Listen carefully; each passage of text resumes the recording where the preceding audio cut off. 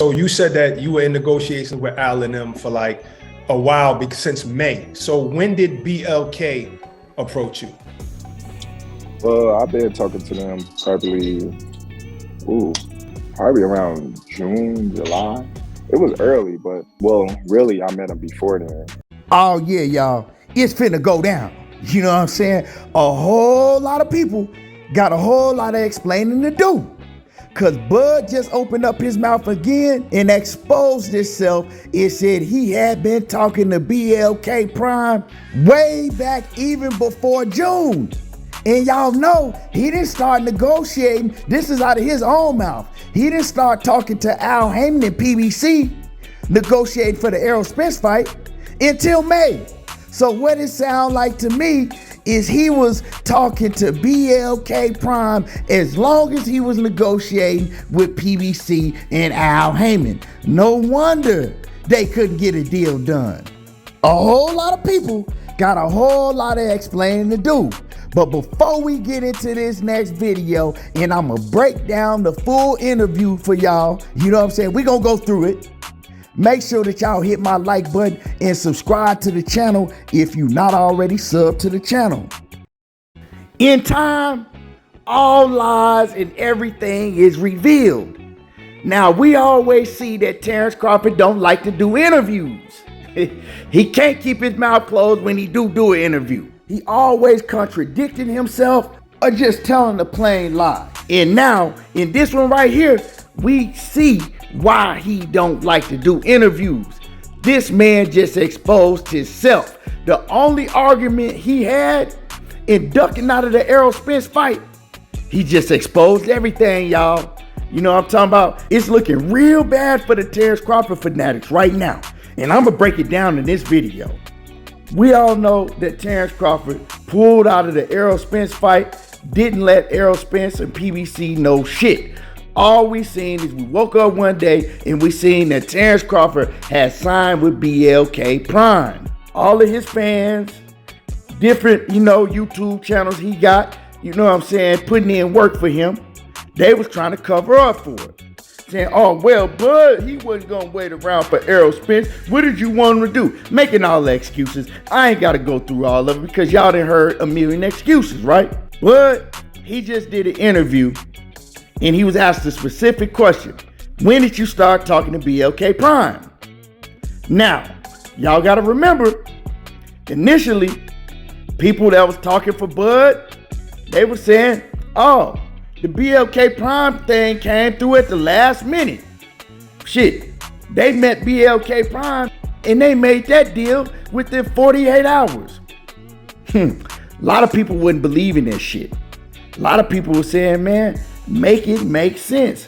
How they make a $10 million deal in 48 hours? Now, I've been on record plenty of times telling y'all that man ain't getting no 10 mil. That's just a cover up to make it sound good, to give him an excuse why he ducked out of that Errol Spence fight. But anyway, like I said, they said they did it in 48 hours. It was just a last minute thing, They contacted him or he contacted them. And then, all of a sudden, bam, David I've been sneezing fight was signed, sealed, and delivered. And he pulled out of the Errol Spence fight. But let's listen to what Terence Crawford has to say about BLK Prime. So you said that you were in negotiations with Al and them for like a while, since May. So when did BLK approach you? Well, I've been talking to them probably around June, July.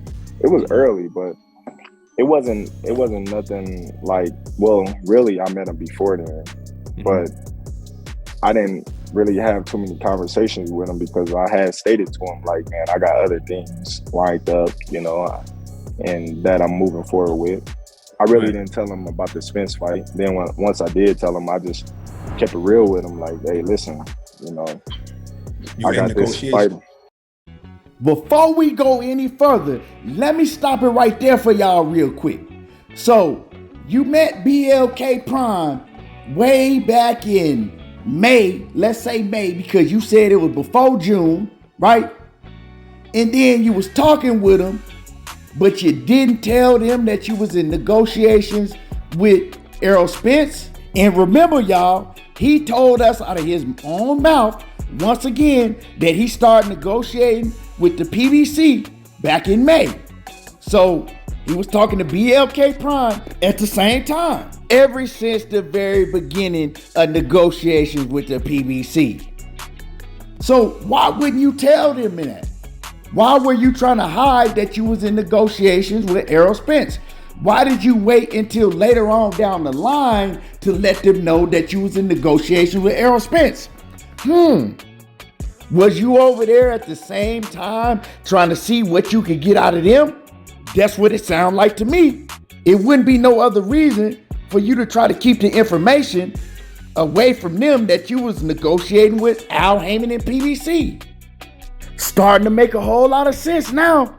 While the negotiations was taking so long and you were so-called agreeing to everything, but then all of a sudden you started demanding for more and more. Yeah, now we get it. But let's go ahead and continue on with this audio. Yeah, we never had a negotiation. We were just talking, getting to know one another. And, once they really wanted to do something, let me know that they wanted to do something. I had stated, like, listen, this is my first priority, my main priority, and this is where I'm headed, because I didn't want to lead them in the dark and have them have their hopes up high, and then I turn around and, just say, Wait, hold on. Let's stop it right there real quick. So you mean to tell me that you wanted to stay in good standings with BLK Prime, right? You wanted to negotiate with them in good faith. You didn't want to leave them in the dark, but you ain't have no problem leaving Errol Spence, Al Heyman, and the PBC in the dark and not negotiating in good faith with them. Oh, okay. Yeah, I get it. I'm gonna go ahead and continue.